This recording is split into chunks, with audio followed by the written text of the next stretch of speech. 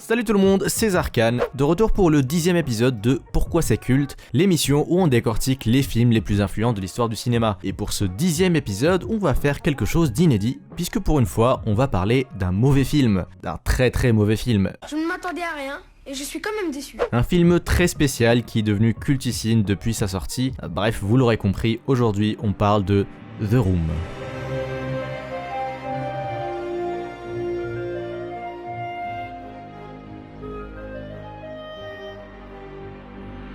Donc The Room est une comédie dramatique écrite, produite et réalisée par Tommy Wiseau, probablement un des mecs les plus chelous et les plus fascinants que j'ai jamais vu de ma vie. Bon, ça on va en reparler plus tard. J'en avais parlé dans ma vidéo sur les 7 films incroyablement mauvais à voir absolument, mais ce film est tellement mauvais qu'il est souvent décrit comme le Citizen Kane des mauvais films, ce qui est un privilège en soi. Sinon The Room sort en 2003 sans vraiment de succès forcément, mais petit à petit, avec le bouche à oreille, le film se voit attribuer le statut de nanar ultime par pas mal de cinéphiles. Pour rappel, un nanar c'est un film tellement mauvais qu'il en devient bien. C'est le So Bad It's Good en anglais, à ne pas confondre avec un navet qui est pareil sans le côté It's Good. C'est juste mauvais quoi. The Room est truffé d'erreurs techniques, scénaristiques, de mauvais jeux d'acteurs et plein de petits trucs ahurissants, et c'est clairement ça qui en fait un film culte. Et encore une fois, on va rentrer plus en détail dans tout ça plus tard, parce que oui, vous avez deviné, c'est le moment de faire un petit résumé du film. Et pour ceux qui l'ont pas vu, je vous mets un petit spoiler, un très petit spoiler, parce que il se passe pas grand chose dans ce film. D'ailleurs, il est encore trop gros ce spoiler, voilà c'est mieux. Bref, c'est parti donc pour le résumé du film en moins de 90 secondes. Le film se passe à San Francisco, Johnny et sa fiancée Lisa vivent ensemble et vont bientôt se marier, sauf que non, Lisa décide d'un coup qu'elle ne l'aime plus et le trompe avec son meilleur ami Mark. Johnny se doute de quelque chose quand il entend une conversation entre Lisa et sa mère et cache un enregistreur pour en savoir plus. Sinon il y a Danny qui est comme un fils pour Johnny et qui apparemment doit de l'argent à un dealer de drogue. Johnny et Mark le sauvent et c'est tout. Ah, et Danny avoue à Johnny qu'il est amoureux de Lisa. Voilà. Johnny fait appel à Peter, un gars qui est aussi psychologue, pour lui raconter ses soucis. Mark se pointe et raconte qu'il sort avec une meuf qui trompe son mec sans donner plus de détails. Mark et Peter se retrouvent sur le toit et Peter révèle à Mark qu'il sait pour sa relation avec Lisa. D'un coup, sans crier gare, Mark essaie de tuer Peter, puis il change d'avis et ils s'en vont tous les deux. Ouais, ça se passe exactement comme ça. Johnny, de retour chez lui, dont ne sait où, découvre qu'on lui a fait une fête d'anniversaire surprise. Lisa en profite pour pécho Mark quand tout le monde est dehors, mais Steven, un autre gars, les surprend. Johnny annonce ensuite que lui et Lisa attendent un enfant, mais en fait c'est pas vrai, Lisa a menti pour détourner l'attention de sa relation, mais en fin de soirée, Lisa annonce froidement à Johnny qu'elle le trompe avec Mark et les deux se bagarrent un peu. Après la soirée, Johnny s'enferme dans les toilettes, il entend Lisa parler au téléphone avant d'aller chercher l'enregistreur qu'il avait caché pour entendre la conversation. Les deux se disputent, ils se séparent et Lisa se casse. Johnny est très pas content, il casse tout, puis décide d'en finir en se tirant une balle. Mark et Lisa trouvent le corps de Johnny, Danny se pointe aussi, tout le monde est triste, Mark blâme tout sur Lisa et la quitte, Danny pleure et c'est la fin du film. Voilà, c'est tout. Petite musique d'ambiance pour accompagner le suicide, très bon choix de musique. Reste un peu de temps, Vous allez bien vous sinon? Ouais. Bon, passons. Bon, maintenant que ça c'est fait, passons sans plus tarder à l'analyse. Bon, pourquoi ce film est culte? Parce qu'il est très mauvais.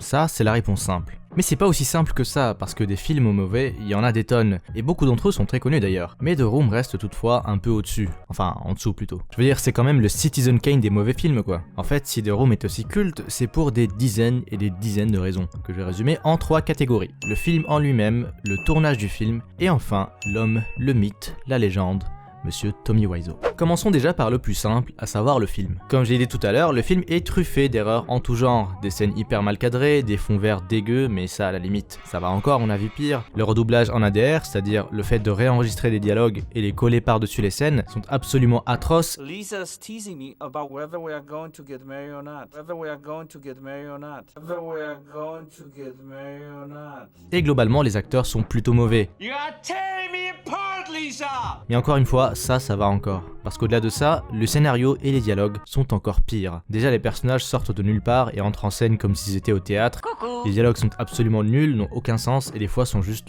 bizarres. Tenez cette scène par exemple. Lisa et sa mère sont en train de parler et tout d'un coup, elle lui dit I got the results of the test back. I definitely have breast cancer. Look, don't worry et c'est about tout. it. On passe tout de suite à autre chose, on n'en reparle plus jamais de ça. C'est fou quand même. Elle est encore pire, à un moment Mark et Johnny discutent sur le toit, Mark raconte qu'il connaissait une nana qui sortait avec plein de mecs et qu'un jour un de ses copains s'en est rendu compte et l'a tellement tabassé qu'elle a fini à l'hôpital. Alors quelle est la réponse de Johnny face à cette horrible histoire? Je vous laisse réfléchir un peu parce que quelle que soit votre réponse, elle est fausse. Voilà ce qu'il répond. One of them found out about it, beat her up so bad she ended up in a hospital on Guerrero Street. What the fuck? Allez, une petite dernière pour la route. À un moment, durant la soirée vers la fin du film, on a un des personnages qui dit ça. Lisa looks hot tonight. Alors non, on ne sait pas du tout qui est ce personnage, on l'a jamais vu et on sait pas comment il s'appelle. On ne le revoit plus jamais et c'est littéralement la seule ligne de dialogue que ce personnage a dans le film. Voilà, je pense que cet acteur est très fier d'avoir The Room dans sa fiche IMDb. Et des exemples comme ça, il y en a tout le temps, absolument tout le temps. Vraiment, quand je regardais le film pour cette vidéo, j'ai littéralement dû arrêter toutes les 30 secondes pour prendre des notes parce que il y a beaucoup trop de choses qui n'ont aucun sens. D'ailleurs, j'en ai même pas parlé pour le moment parce qu'on va rester, comme d'habitude, family friendly, mais il y a étrangement énormément de scènes de sexe dans ce film pour aucune raison. La première arrive d'ailleurs très vite, c'est genre au bout de 5 minutes. Et 5 minutes, c'est en comptant le générique de début qui dure un peu plus de 2 minutes. Et ça dure hyper longtemps, genre la première scène dure presque 3 minutes. Non-stop. Avec cette putain de musique en fond tout le temps.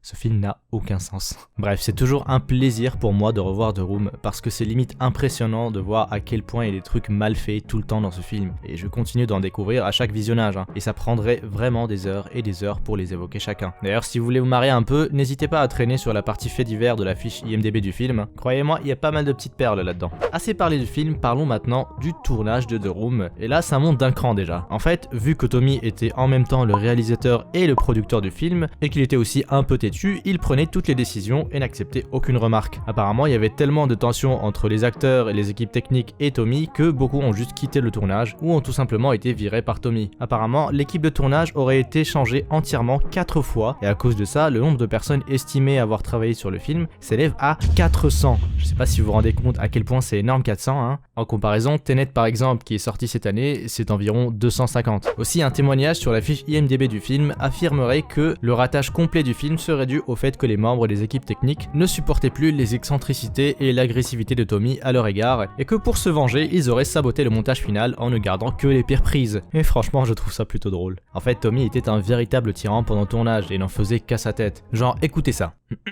Dans une FAQ de l'acteur Kyle Vogt sur Reddit, celui qui joue Peter, l'ami psychologue de Tommy, l'acteur révèle que s'il avait l'air bizarre et confus dans cette scène-là, c'est tout simplement parce qu'il avait eu un accident juste avant de tourner cette scène, qu'il avait chopé une commotion cérébrale et qu'il voyait un peu flou et avait du mal à se tenir debout. Mais Tommy avait refusé de changer le planning et a insisté pour tourner la scène à tout prix. Voilà.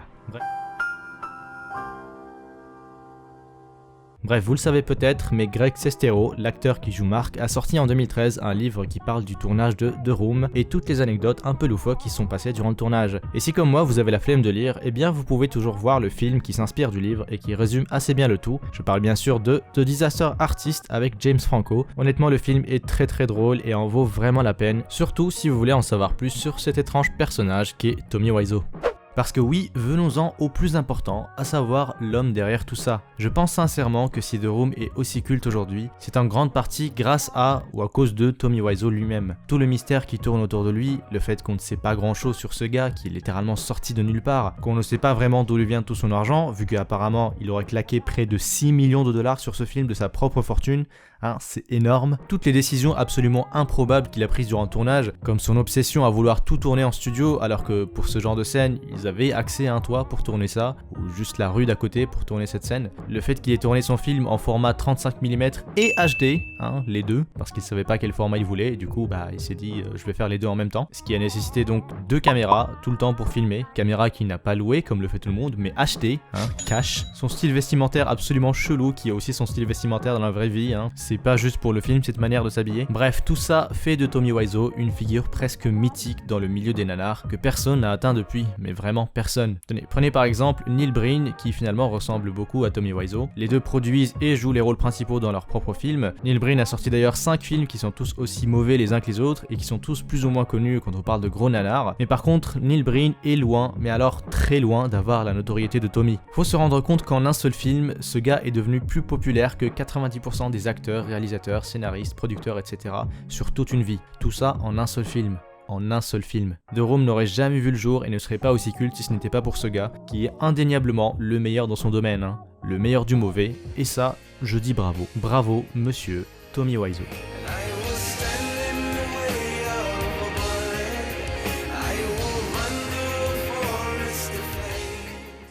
Et voilà, c'était le 10e épisode de Pourquoi c'est culte, ça commence à faire un petit paquet d'épisodes déjà. Merci à tous ceux qui continuent à regarder ces épisodes et à tous ceux qui proposent encore et toujours des films en commentaire pour les prochains épisodes. Je les lis tous et ça m'aide clairement pour sélectionner les prochains films à traiter. Dites-moi aussi en commentaire ce que vous avez pensé du film et votre passage préféré, parce que oui, il y a pas mal de scènes cultes. En attendant, si cette vidéo vous a plu, n'hésitez pas à liker et partager, bon vous connaissez la chanson maintenant, et surtout abonnez-vous pour ne pas manquer les prochains épisodes. Sur ce, je vous laisse et je vous dis à bientôt pour de nouvelles vidéos.